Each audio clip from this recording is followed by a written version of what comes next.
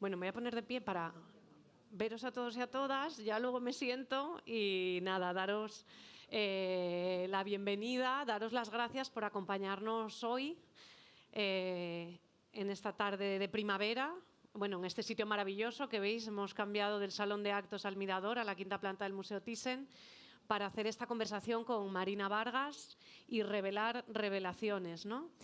Hemos querido plantear este diálogo también pensando en que muchos y muchas nos habíais preguntado por la exposición, ¿no? Por el recorrido de las salas, por el orden que habíamos establecido, cómo lo habíamos estructurado, cómo lo habíamos organizado. Y bueno, pues queríamos revelar la exposición. Bueno, esta charla viene a ser lo de todo aquello que siempre quisisteis preguntar y nunca os atrevisteis a preguntar. Bueno, pues este es el momento y esta es la conversación. Cuando Marina y yo empezamos a trabajar juntas hace un año, aproximadamente más de un año ya, digamos que el diálogo comenzó a partir del encargo del Museo Thyssen de presentar un artista en el ciclo Cora. Si conocéis el ciclo Cora, es un ciclo que inicia Rocío de la Villa, en el que se presentan cada año en el Museo Thyssen y en diálogo con las obras de la colección artistas españolas. Se trata de un programa que lo que busca es precisamente visibilizar las carreras y el trabajo realizado por artistas de distintas generaciones. Pues bueno, han pasado pues desde Cristina Lucas a Carla Hayes, a Paloma Navares o a Noemi Iglesias Barrios. Cómo desarrollan su carrera, qué discursos están haciendo desde una perspectiva de género y cómo ponen a dialogar esos discursos con las obras de la colección del Thyssen. Entonces, con esta premisa, cuando hace un año estamos hablando, Guillermo Solana, me encargan, ¿no?, pensar en qué artista podría ser, es cuando yo empiezo a hablar con Marina Vargas y empezamos este diálogo de Cora que tenía y tiene un punto principal, un eje sobre el que pivota todo el discurso, que es la figura de María Magdalena, ¿no? Estoy diciendo esto sobre la marcha porque muchas veces también lo pienso como curadora, lo difícil que es curar y comisariar una exposición individual de una artista viva, además, porque bueno, cuando es un artista que ya no está, pues el comisario elabora un discurso, ¿no?, a partir de las obras o unas interpretaciones. Pero cuando es un artista que está trabajando, que está produciendo, pensando en la exposición, el diálogo es constante, ¿no? Nunca se puede superponer el discurso de la curadora sobre el del artista. Y yo creo que en este caso, a menos de que Marina me diga lo contrario, ha sido muy dialógico, ¿no? Teníamos intereses en común, nos interesaba reivindicar determinadas figuras femeninas en la historia y poner el foco en la historia de las mujeres desde la historia sagrada. Desde la historia sagrada, no específicamente solo la historia cristiana, sino otras figuras femeninas que también, si habéis visto la exposición, y ahora haremos un recorrido, están presentes, que aluden a todas las culturas. Eso en el trabajo de Marina está desde mucho antes de esta exposición y yo creo que este era el punto clave de poder empezar a pivotar sobre esa María Magdalena y empezar a pensar. Bueno, cuando decidimos que sí, que nos interesa María Magdalena a partir de una obra que está en la colección, que ahora vamos a ver también, yo empiezo a hacer más investigación académica en torno a distintas teóricas y académicas de teología feminista, específicamente Cynthia Bourguiol, que es una de las grandes investigadoras sobre María Magdalena, y descubrimos, o bueno, llegamos a través de esta teología feminista a la reivindicación de una figura muy mal interpretada en la historia sagrada, como no es para sorpresa de nadie, ¿no? Una mujer en la historia sagrada mal interpretada, ¿no? Una figura que se construye desde la imagen de la prostituta, cuando en ninguna referencia en la Biblia María Magdalena aparece referida como prostituta, y la reivindicación de una figura que además es la única que tiene un evangelio con su nombre propio, ¿no? Pensemos que hasta el siglo IV después de Cristo, los evangelios, lo que hoy entendemos como evangelios apócrifos y evangelios canónicos, no existía esta división, se produce en el siglo IV. Con lo cual, hasta el 300 y pico, el llamado Evangelio de María Magdalena se estudiaba o se divulgaba y se utilizaba como herramienta de divulgación cristiana al mismo nivel que cualquiera de los otros evangelios, ¿no? Hay una división determinada en una época determinada en la que se considera lo que entra dentro del canon y lo que no. Se queda fuera María Magdalena, se queda fuera Felipe, se quedan varios evangelios que además tienen en coincidencia, que reivindican mucho esa figura, no solo la de ella, sino la de otras mujeres que también estaban, que también predicaban, ¿no? O sea, que formaban parte, digamos, del círculo cercano a Jesús, ¿no? En torno a todo esto es como empezamos a pensar el cómo podemos reivindicar esa voz y cómo podemos reivindicar a través de lo visual, su palabra, ¿no? Si quieres lo que hacemos, ¿te parece que vamos pasando las imágenes? Y digamos que a partir de esa línea empezamos a visitar o venimos a ver la exposición, venimos a ver la colección permanente del Museo Thyssen y seleccionamos una serie de obras. Esta es la primera que, si habéis estado en las salas, está en la de la exposición de Marina, en la temporal, está en la tercera y es la primera que veríamos si vamos a la colección permanente. Sí, fuimos a las salas de colecciones, elegimos la obra en conjunto con la que íbamos a establecer ese diálogo.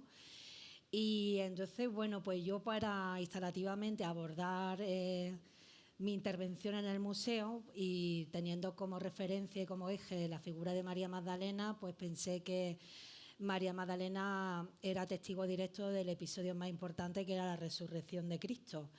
Entonces, de ahí me dirigí a la palabra muerte, que en la lengua originaria de Cristo, que es el arameo, pues significa aparecer en otro lado. Entonces, ahí me dio una premisa para elegir la obra de la colección con la que íbamos a dialogar en la sala de abajo y, en su lugar, poner otra obra en su lugar que esté vinculada conceptualmente y que tome el nombre de la obra que me llevo. No sé si se me entiende.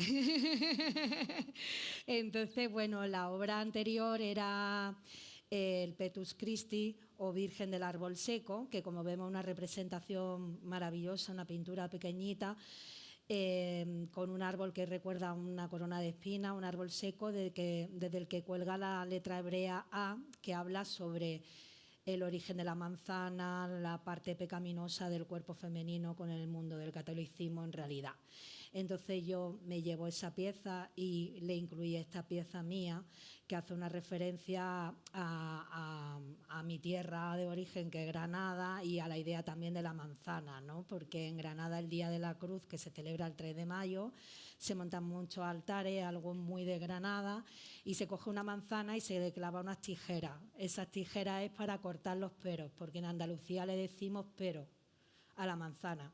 Entonces, para cortar los peros, las dudas, las miradas malintencionadas.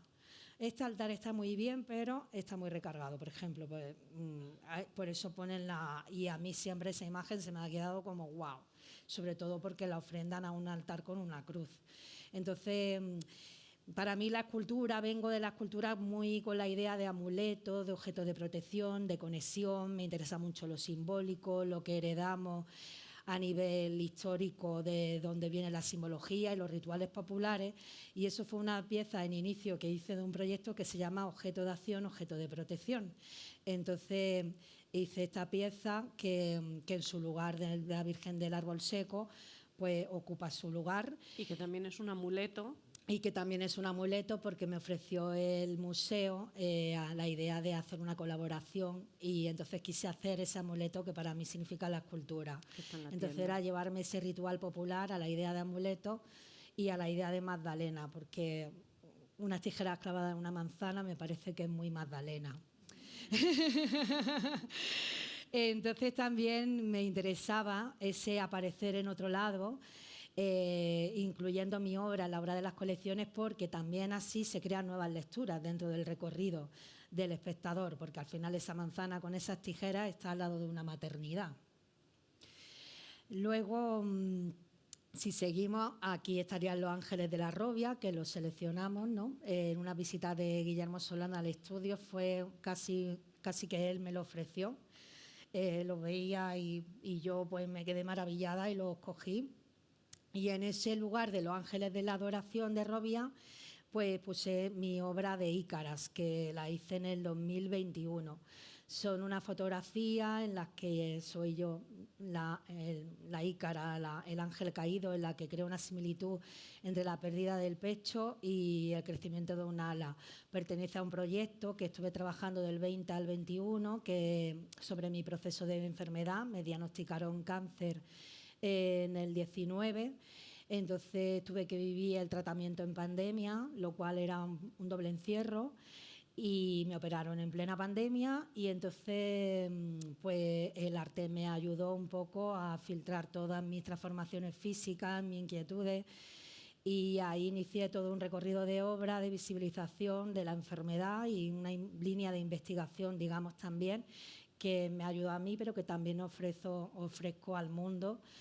Y bueno, es más largo de contar porque monté una asociación, Intraveno, de las que aquí hay socias, Carlota, Gracia, que a través de la creación pues también visibilizamos los procesos, y que este año, pues por fin, después de muchos años de trabajo y de existencia de la asociación, que es puro activismo, tras 4 años nos vamos a fusionar con Fundación Nadine y ahora nos llamamos SIN. Y en septiembre hemos generado las primeras becas para creadores en procesos de cáncer, que las vamos a otorgar además, creo que aquí también, no sé, contigo. Y entonces, como abrir ese espacio también a...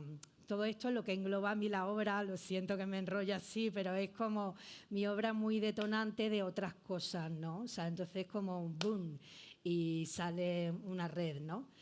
Estas fotografías son de colodión húmedo, son placas de colodión, una técnica que se usaba también en fotografía en el siglo XIX, por eso te remite también a otra época, ese revelado, esas manchas, y ocupa intencionadamente el lugar de los ángeles de la adoración.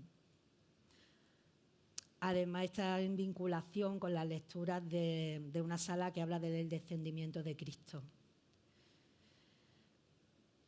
Y bueno, aquí estaría nuestro eje del proyecto, que sería ese retrato a María Magdalena, que nos encantó, pero además que forma parte de una pintura de más de 3 metros, que si vemos el retrato se intuye unos pies de un caballo como que la escena continuaba, y lo que quedó de ese cuadro también fue ese retrato, así que era también como muy de Magdalena, ¿no?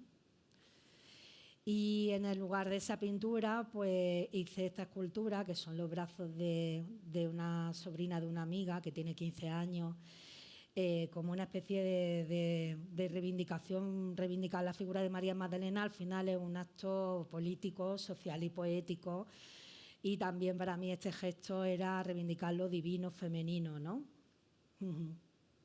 Estas son algunas de las que, bueno, las ícaras y el amuleto, sí, son piezas anteriores. Son piezas anteriores. Esta sería nueva producción. Hay muchas obras que se hicieron, algunas lógicamente dialogaban con trabajos anteriores tuyos y otros los fuiste haciendo mientras ibas dialogando directamente tal cual con las obras de la colección. Además hice ese color de manos que se camufla un poco con la sala de la pared, ese color tan particular que usa el Thyssen en las paredes, como si el propio espacio también fuera el cuerpo. Y al final pues también está rodeada de pinturas de hombres batallando dentro de la sala. Esta sería pues otra obra de las que hemos elegido, Hércules en la corte de Onfalia, que bueno, pues representa a Hércules, que asesina a su hermano y como castigo enviado a la corte de Onfalia, que es una corte en la que solo hay mujeres, y lo castigan tópicamente a hacer trabajo femenino. Entonces nos llamó muchísimo la atención todo ese juego de manos, y en el lugar de Hércules en la corte de Onfalia pues pusimos esta frase en lengua de signos que deletrea "se acabó", que es el hashtag en apoyo a Jenny Hermoso, y que hice intencionadamente con las manos negras. El color yo lo uso mucho en mis piezas de manera simbólica. La mano de fuera está negra y las palmas son rojas porque pertenecía a otro proyecto que pusimos porque lo considerabas tú también, Anonymous Was a Woman, que hacía una referencia directa a la diosa Kali, la destructora, a la diosa hindú. Además, bueno, esta pieza se activó porque mientras estaba expuesta también estaba el juicio. Salió la sentencia. Salió la sentencia. En una de las visitas salió la sentencia. Sí. Esta exposición está detonando muchas cosas. Sí. Aquí está, ¿no? La imagen de Kali, ¿no? Esa imagen también de, bueno, que es destrucción y construcción a la vez, es transformación en el fondo, ¿no? Es transformación y es destruir para construir, en realidad. Y también es como una diosa femenina que a mí me gusta mucho porque es una referencia de la ira de las mujeres, ¿no? Que es algo que todavía se castiga mucho, ¿no? Que una mujer no pueda tener ira o no pueda responder a la violencia, o no pueda, que es un poco lo que de hecho vivió Jenny Hermoso. O sea, se pusieron todas, respondieron todas y ahí se castiga eso, ¿no? Entonces, una diosa hindú que habla de la destrucción y la construcción. Y precisamente, pues bueno, esta obra se crea la lectura pues con el Adán y Eva al lado cuando está recorriendo la sala, ¿no? Este sería el recorrido de, sí, cuando empezamos la exposición, normalmente cuando hacemos visitas empezamos siempre por estas salas en el tercer piso, que es las de la colección permanente, y luego hacemos la bajada ya a la temporal, donde están estas obras que ocupan estos huecos, ¿no? Con lo cual aquí diríamos que sería esta, bueno, si habéis visto la expo, esta es la primera de las salas, y pensamos también en una división triple, palabra, visión y sí, cuerpo. O sea, ahí hemos creado un recorrido visual en el que se mezclan obras escultóricas, fotografías, sonido y dibujo, pero todo crea un camino al espectador simbólico, un recorrido simbólico que forma un solo cuerpo. Hablando en nuestras conversaciones, pues Semi me dijo, me dio un eje del que partir en ese recorrido, que fue palabra, visión y cuerpo, que es algo que está muy presente en mi trabajo, pero que en realidad está presente en el trabajo de todas las místicas. Y entonces aquí el espectador, si entraríamos en la sala de la palabra. Y ahí pues toda la sala, casi menos 2 frases, todo son producción nueva vinculada a Hércules, la corte de Onfalia. Entonces la pared central es casi como una especie de poema objetual para los que no sabemos lengua de signos, porque hay frases deletreadas en lengua de signos española y en el sistema internacional, que es un sistema que se creó en las Olimpiadas para que personas de diferentes partes se entendieran. Entonces son frases que también crean una genealogía, de algún modo, porque son artistas que a mí me han tocado. Y por ejemplo, la primera es El patriarcado tiene a Dios de su parte, de Kate Millett.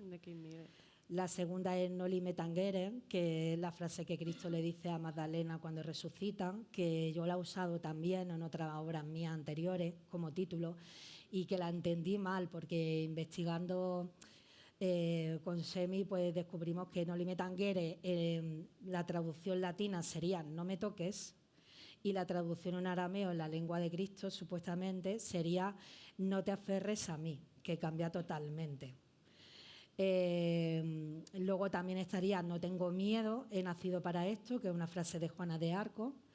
Levántate o desaparecerás, que es una frase, el estribillo de una canción de Hannah Wilke, donde viene la asociación Intravenus y que tomé como referencia pues todo su trabajo con visibilización del body art, de su enfermedad. Luego también está el sello Sí te creo, y otra voz silenciada que estaba sacada del propio Evangelio de Magdalena. Y el no te calles, ¿no? Y el no te calles. La única que tiene 2 frases distintas son justo la penúltima, que por eso tienen un cambio de color. Yo creo que hay aquí algunas, aquí se ven un poco mejor, ¿no? El no te calles. Es muy interesante cómo se ha activado esta pieza durante la Expo, porque ha venido también asociaciones vinculadas a personas sordas y personas con discapacidad auditiva que, bueno, que al final con esta pieza también de alguna manera sentían que había una lectura, una palabra que para nosotros no era interpretable, pero para otros sí, ¿no? Claro, sí. Sí, se crea. También es una pieza de cómo los silencios hablan, cómo la palabra te posiciona, lo que significa el poder de la palabra, en realidad.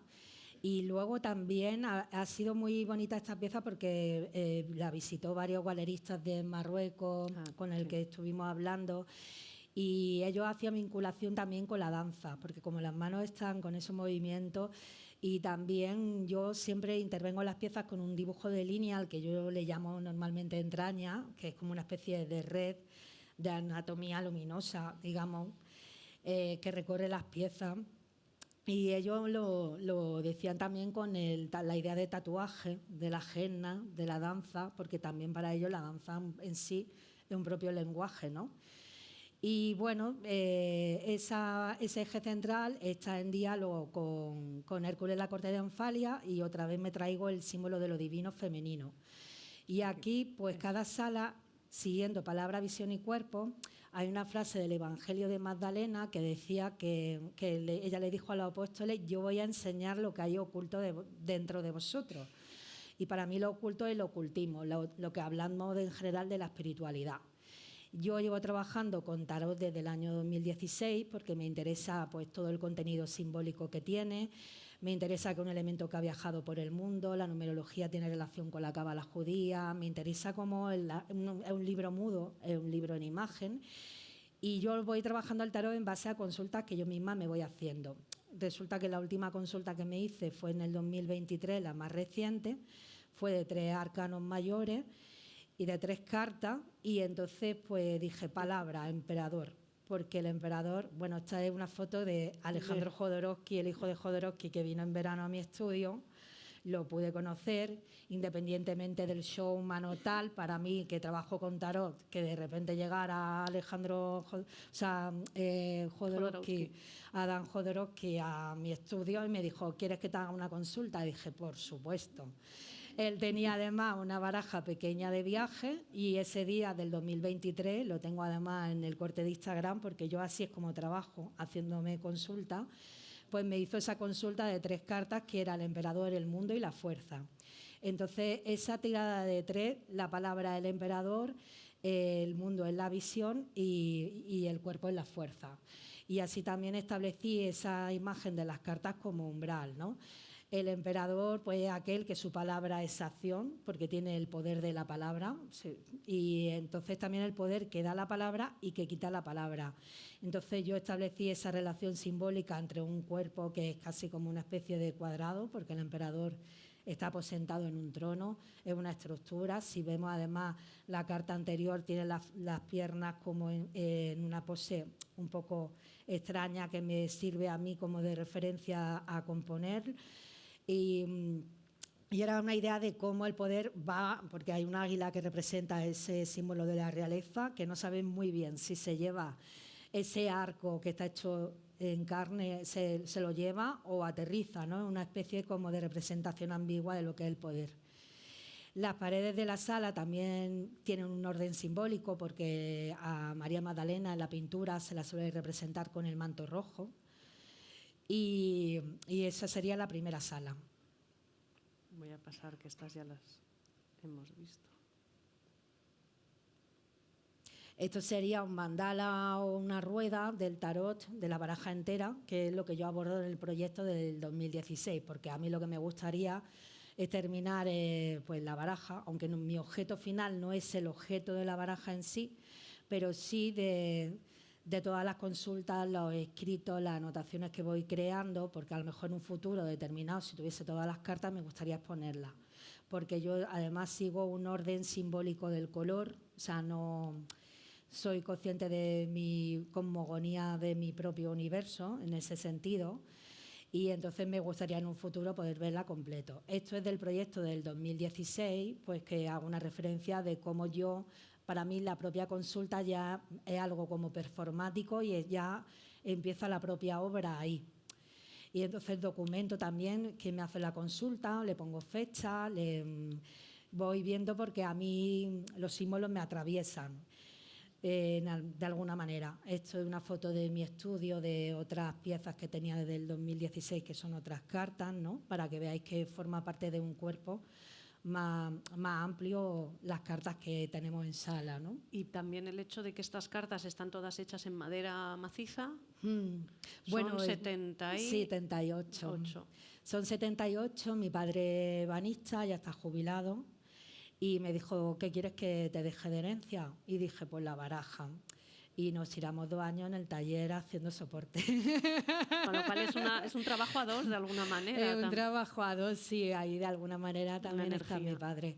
Y también como es un proyecto tan biográfico, tan de vida, porque también es un proyecto que yo no tengo el control, porque, por ejemplo, a veces he puesto cartas y me dicen, pues a mí cuando te salga el Papa, me llama un galerista, me dice, que quiere no sé quién el Papa. Pues no puedo hacerlo porque no me ha salido. O sea, y parece una tontería, pero claro, a quien se lo explique, o quieren una exposición arte en la baraja entera, pues no puedo hacerme la baraja entera porque yo no soy una ilustradora, o sea, no lo estoy ilustrando, esto va de otra cosa, ¿no? Entonces también es un proyecto que cuido muchísimo, porque es verdad que ahí no me faltó el respeto. y que es un compromiso porque fue a hacer las 78 piezas porque tiene esas dudas de... Y ya con mi padre fue como el empujón de decir, aquí están los soportes y ya digo, pues aquí vámonos. Y bueno, aquí estaría la segunda sala, que es la sala de la visión. La sala de la visión que vinculo mucho también a la temática de la enfermedad, porque es verdad que cuando la energía física baja, la percepción es alta, o sea, ganan intensidad, o sea, no visionar, o sea, se te agudizan las antenas, por, digámoslo de alguna manera, también cambia tu forma de ver el mundo y tu percepción también. Entonces, bueno, la sala está visionada con un color que es melocotón, y ese color melocotón hace referencia a... A ver si la encuentro, porque está ella, ¿no? Sí, pues una foto de ella. A ver, estoy haciendo un spoiler, vamos. Bueno. Hacer como que no veis. Pero yo creo que está aquí. Aquí, esa es Sharon Halley, nuestra querida abuela, que, bueno, una mujer activista de Estados Unidos que ella inventó el lazo de color melocotón para trabajar y pedir dinero para investigación del cáncer, pero también para prevención. Ella mandaba tarjetas en Estados Unidos a todos los gobiernos, lo hacía a pie de calle, era puro activismo, y entonces llegó la marca de cosméticos Estée Lauder, quiso comprarle la idea del lazo cuando ya se popularizó. Ella se negó porque era por activismo, y entonces lo puso de color rosa. Y entonces por eso el cáncer de mama tiene el lazo rosa, que es algo que también molesta mucho a bastantes pacientes porque tienen la patente del color rosa en el mes del cáncer y muchas veces pues todo lo llenan de rosa, pero no piensan en productos realmente para las pacientes, y es una mercantilización al final de la enfermedad que poco tiene que ver con la realidad, ¿no? Entonces, para mí era un homenaje el color melocotón que ella utilizó de esos lazos y de esa idea, que estuviese en esas paredes de la visión y que crearan ese semiarco interior que da la idea también como una especie de altar, ¿no? En la pared central está ese eje que es como un altar, del que sale una especie de cangrejos de cerámica, que son como unos arácnidos, hace una referencia directa a la escultura de Mamá de Louis Bourgeois también, pero a nivel de cangrejo. Y cuando los cuelgan en la pared te da esa idea de araña que van creando como una especie de camino, ¿no? Y representan al símbolo cáncer para mí y también representan al cáncer, ¿no? Pero también, por otro lado, los cangrejos son carroñeros y se comen todo lo muerto. Entonces también para mí era un símbolo como de resurrección. Ese altar que con los ángeles de la Robia que dirige la verticalidad, que en Occidente pues se llega a Oriente, que la horizontalidad en la que encontramos un tapiz de plástico reciclado que suelen hacer mujeres en Marruecos, asociaciones de mujeres, y que es un material pobre que lo utilizan para fregar, para limpiar en las mezquitas cuando hace mucho calor o para los rezos en industria y en fábricas.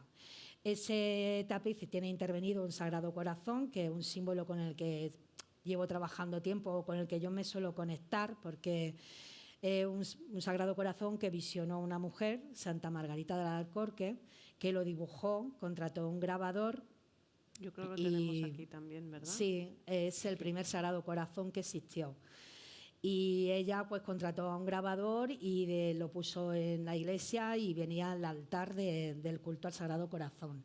Para mí el Sagrado Corazón siempre ha sido como una especie de matriz, y entonces también me parecía bonito investigando que fuera una mujer la que lo dibujó y también la que introdujo una imagen dentro del catolicismo en el mundo de la religiosidad. Creó una imagen, una mujer, ¿no? Entonces yo he hecho varios tapices que he intervenido Sagrados Corazones en los tapices marroquí, hechos por las asociaciones de mujeres, como una especie de sincronía de elementos sincréticos.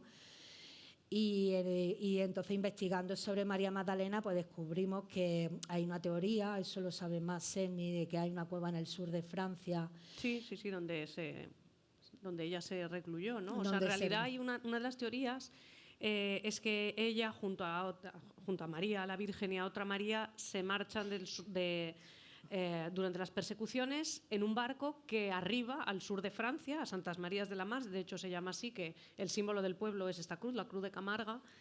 Y de hecho los restos de María Magdalena están en Francia, tiene una iglesia y se pueden visitar, y la cueva donde se recluyó, que yo creo que también la traemos. Yo creo que había alguna imagen, ¿verdad? Pero bueno, Sí. luego llegamos a ella. Esta es la imagen del corazón de María Magdalena. Sí, del corazón de María Magdalena. Sobre ese corazón hay como una especie de caracoles que hacen referencia a la religión yoruba, al caracol como elemento de mediación. Hay unos caracoles que están boca arriba y otros boca abajo.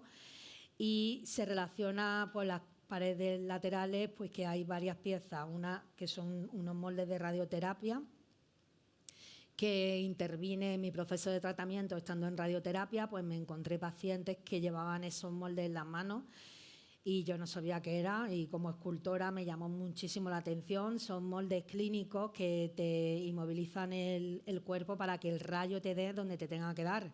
Entonces, para mí, siempre que aparece un ángel, aparece un rayo, y me vino esta obra, que es de una coleccionista que la ha prestado para la exposición, que además la coleccionista lo tiene en el cabecero de su cama. Sí. Para recordarle por las mañanas que carpe diem. Y bueno, realmente realmente una pieza que luego hay como cierta extrañeza de gente que la ve y dice, ¡ay, qué bella! Parece como algo de submarinismo, como algo así. Y de como es oro también tiene una extrañeza, y cuando se acercan y ya entienden que son moldes de radioterapia y que la pieza se llama Esboto, y era un homenaje a esas personas que han pasado por ello. La pared de enfrente hay como una especie de caracol más grande que se convierte también en una especie de matriz. Y igual que también trabajo con tarot, pues yo en mi biografía también, cuando viajo a Latinoamérica, Cuba y tal, suelo también consultar a Babalao. Es decir, me hago lectura de caracoles. Entonces, en esta pieza lo que hice en el 2023, que fui con Semi además a La Habana, pues hay toda mi lectura de lo que me dijo el Babalao en esa especie de caracol grande. Entonces va la visibilización de la mediación, lo que se ve, lo que no se ve. Y que además, en realidad tú no podrías escribir eso. No. ¿Por qué? En realidad yo no lo podría escribir porque, bueno, también hay una cosa, que es que yo consulto la tirada de caracoles con un libro que se llama La Ley de Ifá, que está prohibido que lo tengan las mujeres, porque las mujeres en Cuba no pueden ser Babalao. Entonces lo fuiste a comprar, ¿no? A Sonora, a México, y no me lo querían vender por ser mujer. Entonces, como iba con Mario, mi chico, pues me lo compró él. Entonces también realmente la pieza contiene un poco de palabra prohibida a una mujer. Y toda esta sala se relaciona y se vincula estrechamente pues con la Carta del Mundo. La Carta del Mundo es uno de los arcanes más mayores, más importantes, y es como el viaje completo, es como un renacimiento, ¿no? Que yo ahí lo he representado como una especie de huevo cósmico en el que están los 12 signos del zodiaco, es como también una matriz, una idea también como de vulva, de origen, y en el que también hay pues símbolos que son de mi propio trabajo y en la que me he atrevido a autorretratarme, como también lo hacía en su momento Leonora Carrington, que trabajaba también con tarot. Llegaríamos luego a la sala del cuerpo, y la sala del cuerpo, pues bueno, el eje central es esta columna energética, ese yin y ese yang, de dos piezas muy icónicas mías que me han acompañado en mi proceso de trabajo, que son la piedad invertida o la madre muerta. La pieza, pues su origen nace de darle muerte al cuerpo de ella contradictoriamente para reivindicarlo, porque también en la historia sagrada Cristo muere y su madre se desmaya y un angelito se la lleva al cielo también, porque no puede tocar suelo.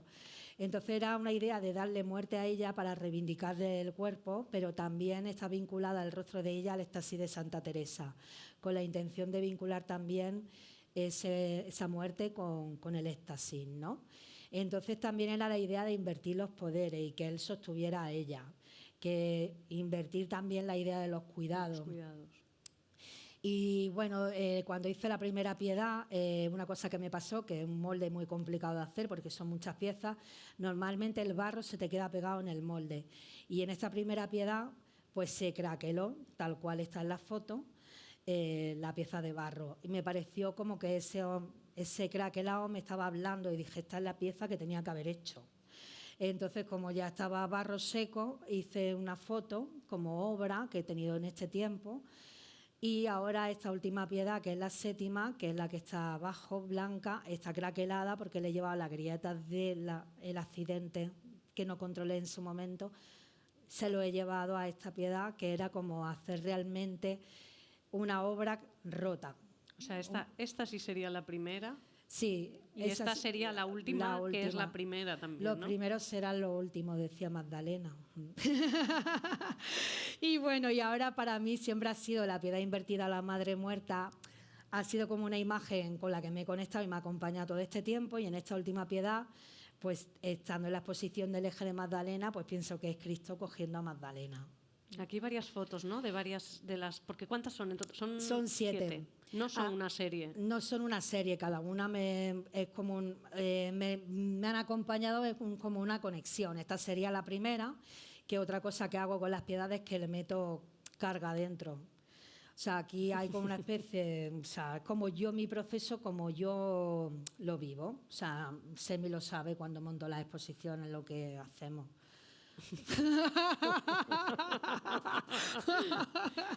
Claro. Yo, por ejemplo, esta pieza que la tiene un coleccionista en Las Palmas de Gran Canaria, pues metí dentro de la pieza como una especie de mini altar. Y esa idea también de invertir los poderes y las cargas, pues por ejemplo en Cuba, cuando llegó el cristianismo a Cuba, pues se iban a la iglesia y estaban rezando, pero sus cocos estaban dentro de las figuras, entonces estaban rezando a los suyos, no a los... Entonces yo que he invertido tal, para mí era como una especie de carga energética extra. Entonces eso nunca le hago foto ni nada, porque es mi proceso intenso, interno, ¿sabes? Es como mi entraña.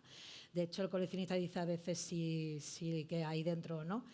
Y bueno, y entonces cada una tiene un elemento diferente. Esta, por ejemplo, que es la roja, le faltaba un corazón, de ahí sale toda la pintura y está pintada roja entera.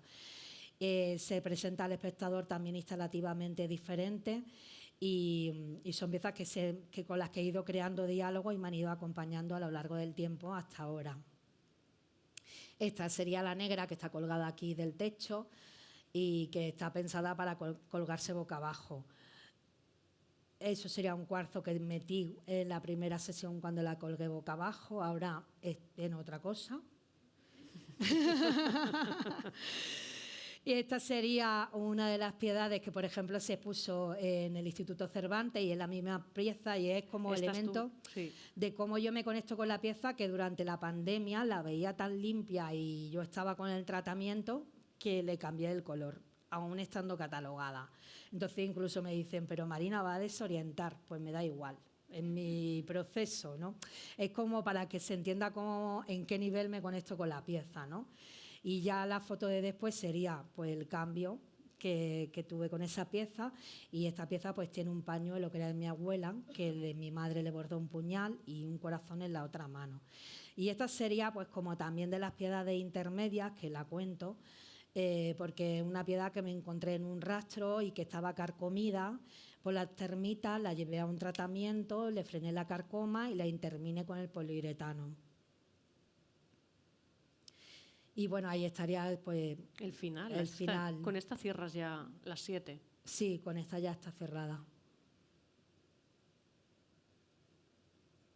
¿Y estas están también en la misma sala? Sí, haciendo referencia a esa idea del Sagrado Corazón de Magdalena, a lo divino femenino. Es muy interesante porque estas, si habéis visto la expo, aparecen aquí, pero en la última sala, en la sala negra, en la que si habéis estado en la expo, aquí es verdad que no lo vamos a oír, pero que hay una locución de María Boto leyendo un proceso tuyo, ¿no? un proceso de trabajo.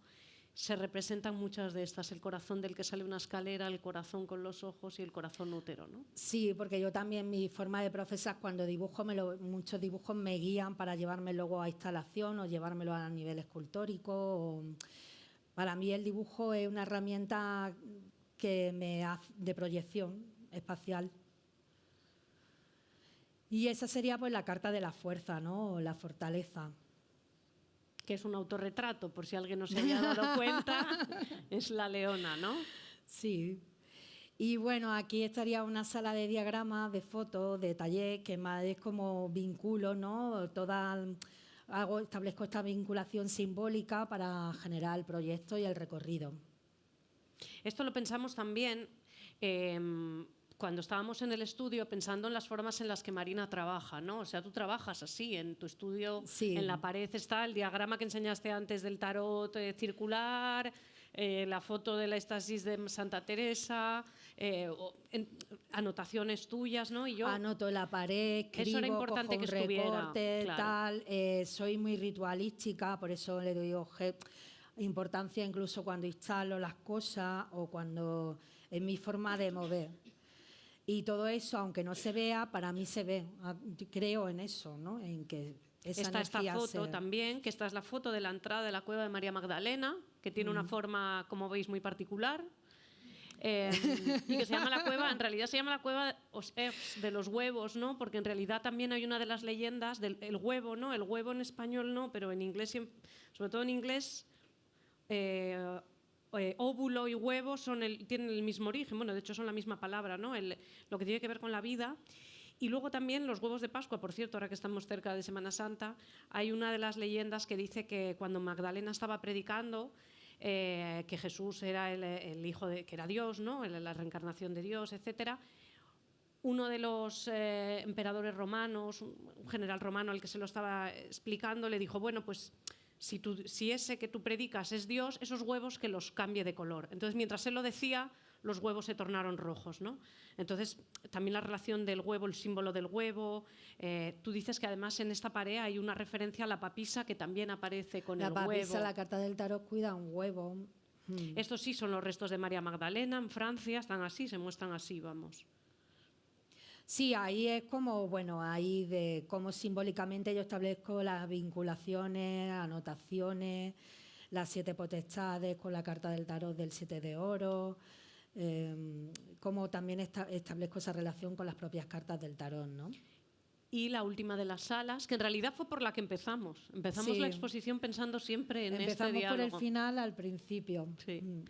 Que es la sala negra, ¿no? Que aquí, como os digo, aquí no se ve, pero bueno, cuando llegamos al final de este pasillo, llegamos allí, veis al fondo a la Magdalena de la colección Thyssen, que está en diálogo con esta fotografía, que a su vez esta fotografía está en diálogo con esta escultura, que es una Santa María egipcíaca que ha prestado en este caso el Museo Nacional de Escultura en Valladolid, y que es una talla que está dialogando directamente con una fotografía tuya también muy icónica, ¿no?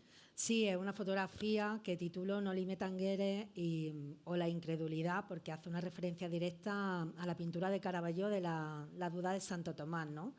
También es una idea de ese meter dedo en la llaga, que para mí es lo que significa el arte, pero también una reivindicación del cuerpo femenino, ¿no? De lo divino femenino en un gesto que dialoga estrechamente con la María la egipciaca, que también tiene su mano en el pecho.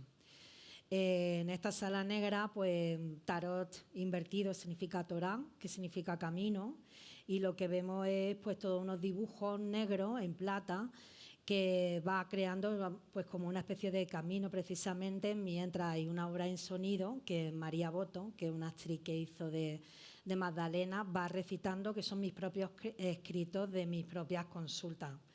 Esos dibujos son también cartas de tarot, de la misma manera que tengo las grandes de color, que para mí sería como lo arquetípico. Estas también hacen una referencia directa a las lecturas, ¿no? Estas son, bueno, algunas son de nueva creación también y otras fueron, bueno, parten de una serie mayor, ¿no? Que esta fue en el Museo ABC en el año... En el 2016 algunas de estas piezas estuvieron expuestas de esta manera, ¿no? Es como también cuando tienes un proyecto de vida, cuando no es que le das fin a una cosa. Por eso he puesto estas fotos, ¿no? Porque mi arranque con esto, con el tarot fue en el 2016, se puso los dibujos así. Y ahora de repente pues llego no sé cuántos años después y lo convierto todo en una sala y tiene sonido, porque estamos muy acostumbrados a ponerlo todo prefabricado y decir aquí se queda y aquí termina, ¿no? Y ya. Y no dejar algo abierto, que es lo que es el tarot, algo abierto, que te va guiando, ¿no? Muchas de estas son préstamos de colecciones privadas, sí, y otras son, bueno, de producción nueva, ¿no? Esta, por ejemplo, es la que os decía que bueno, que alude también a las esculturas, ¿no? A las de cerámica que están en la sala anterior. O esta que alude a una serie que hiciste tú con Zurita, ¿verdad? Esta no fue Sí, Zurita. alude a una foto mía sobre el proceso de enfermedad que se llama Asterión, en la que Zurita me pintó una vanita. Por eso digo que como son imágenes del tarot, pues también son muy biográficas. Y tengo esa idea de huevo, esta sería la carta del tarot de la muerte, que en realidad la muerte es una transformación, no es algo no es un final. Esta sería el carro, que el carro es significación en el mundo y que cuando me salió a mí en una de las consultas estábamos haciendo intravenous. Esto sería pues el mundo, que otra vez nuevamente es un huevo cósmico y que hace una referencia directa a Hildegard von Bingen, a la mística. Y esto sería un dibujo que es el único, que no es ninguna carta del tarot, que está en la pared frontal, que hice en el 2018 y entrando el 19, porque lo hizo en Navidad, que son las representaciones de la muerte en todas las culturas. Y luego vino la pandemia. Y luego vino la pandemia, sí. Arrea. Y esta fue en realidad de las que, cuando hablábamos de que empezamos por la última sala, empezamos por esta, que es la que de hecho se toma cuando subís las escaleras, convertida en un vinilo, que ahí la artista ha sido Claudia, que está por ahí, Claudia Ospina, que es la diseñadora del catálogo, de las salas, y que pensó también en fragmentarla, ¿no? Y en convertirla en esa ascensión hacia ese primer piso, ¿no?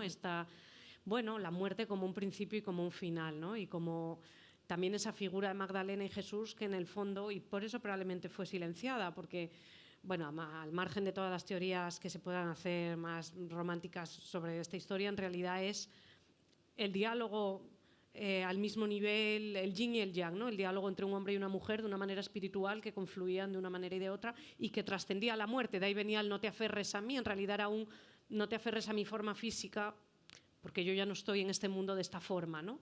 Con lo cual, bueno, todo esto ha estado planeando, esto que parece una conversación así muy en abstracto, ha estado planeando en todo el diálogo que hemos mantenido, ¿no? Para concebir cada una de estas salas, que ahora está también en un proceso, sabéis que está hasta el 4 de mayo aquí en el Museo Thyssen, y que está también en un proceso de adaptarse a una itinerancia al Museo de Arte Contemporáneo de Querétaro, en México, el 25 de septiembre. El 25 de septiembre. Así que bueno, hemos hecho así como un recorrido. Yo creo que si hay alguna pregunta o algún comentario, yo creo que podemos aprovechar, ya que tenemos al artista, y no hemos extendido, a lo mejor me he extendido mucho, no sé. No, yo creo que no, son menos 10, estamos bien. Aquí hay una pregunta. Espera, yo creo que no sé si tienen que traer el... Sí, el micro, es por la grabación.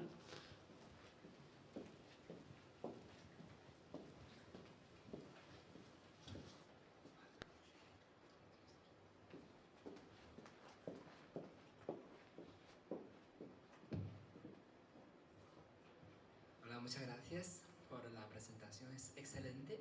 Y cuando vi esta imagen, wow, me acuerdo mucho. Justamente esta mañana estaba hablando con una amiga mexicana y estuve un año en México, en 2016, y fui justamente los Días de los Muertos, a ver de Pátzcuaro y en Janitzio. Y las imágenes, ¿no?, de los que representan la muerte, me acuerdo muchos iconos como los dibujos de Maya y de Azteca. Y me gusta mucho cómo tú dialogan con los restos de referencias. Seguramente cuando va a llegar alguno de estas referencias a México, ellos van a encantar. Sí, me refiero como es una forma de acercar como activamente a una cultura, ¿no? Con una tan apertura. De hecho, mi nombre, aunque soy de China, tengo un nombre hispana, me dieron un nombre Axel en México. Aunque mi nombre en chino es Zhen Xiang, pero me dio un nombre en México, Axel, y uso mucho ese nombre.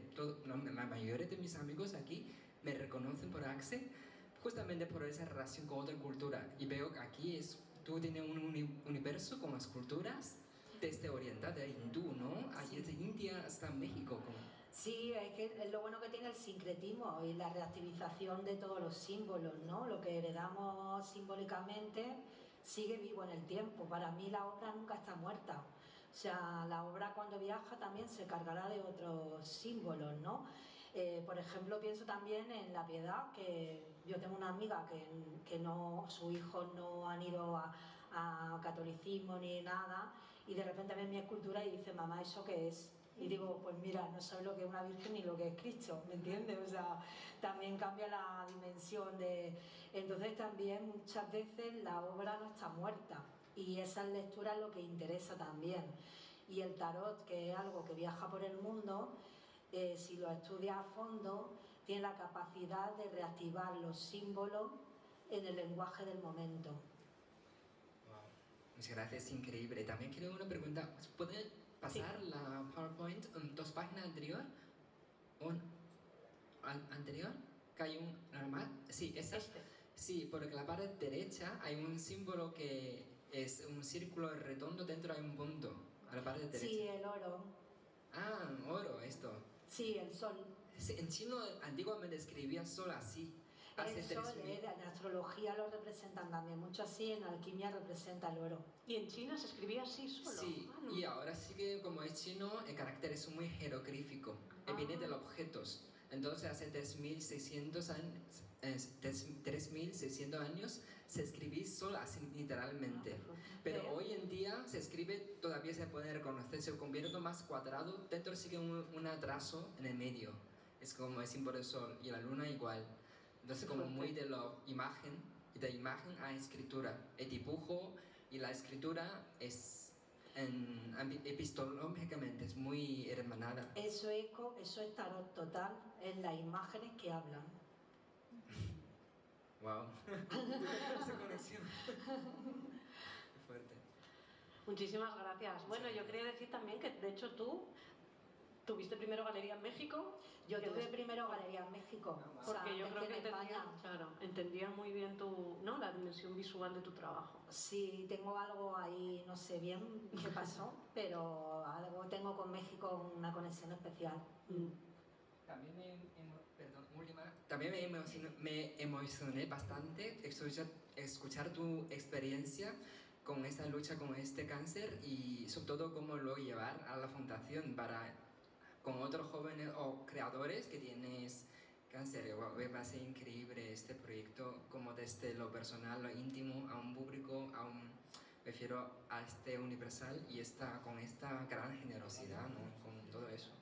Yo creo que la belleza tiene eso, o sea, la obra para mí es detonante de todo eso. Con el tarot también me conecto, creo que la obra tiene esa capacidad de abrir vía, ¿no? Bueno, porque en tu trabajo yo creo que hay, por eso escucharla a ella, siempre escuchar a los artistas son quienes mejor cuentan una exposición, pero en tu trabajo específicamente, además de todo eso que a ti te nutre, está atravesado por tu historia todo el tiempo, estás tú no es, me interesa la muerte en todas las culturas, me interesa, no, es tú y el tarot y cómo confluye contigo y cómo apareces tú y cómo sales tú, es decir, hay un entrar y salir constante, ¿no? Sí, es que no me interesa estar yo como espectadora de mi creación, me interesa estar creando. O sea, por eso le doy importancia al ritual, a lo performático, a lo social, a la vinculación. Creo que yo la belleza nunca la desplazo, que es algo cuando se habla de arte social y político muchas veces parece que porque sea social y político ya no puedes creer en la belleza o en lo bello. Creo en la belleza totalmente, no la utilizo todo lo que puedo y más, pero también creo que es una vinculación y que es social y que es política. Y trato de hacerlo con mi vida y llevarme lo personal es político, ¿no? O sea, desde que me atraviesa a mí, creo que es como se reconectan las cosas, ¿no? Sí, es como las cosas contar a través de ti, ¿no? Exactamente, no contar del otro estando siendo espectador del otro, ¿sabes? Sino meterte en el charco. Si no nos metemos en los charcos, al final estamos hablando de otro lado, desde el privilegio, ¿no? O sea, mira, ahí está un charco tal, vamos a visitar el charco un poquito. No, vamos a tirarnos al charco y vamos a ver lo que pasa. Muchas gracias. Muchas gracias.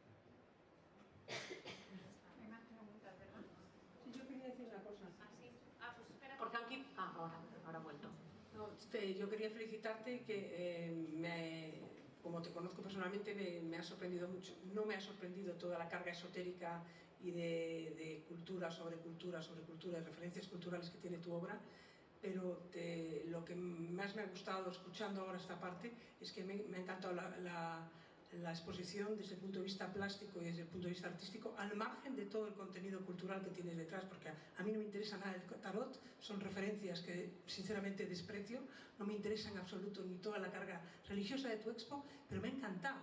Entonces lo que me gusta es esta doble lectura que hay para profanos como yo, o para no creyentes como yo, o para descreídos como yo, que me ha gustado muchísimo, o para personas que tienen esa doble lectura más religiosa o más mística o más espiritual o más esotérica.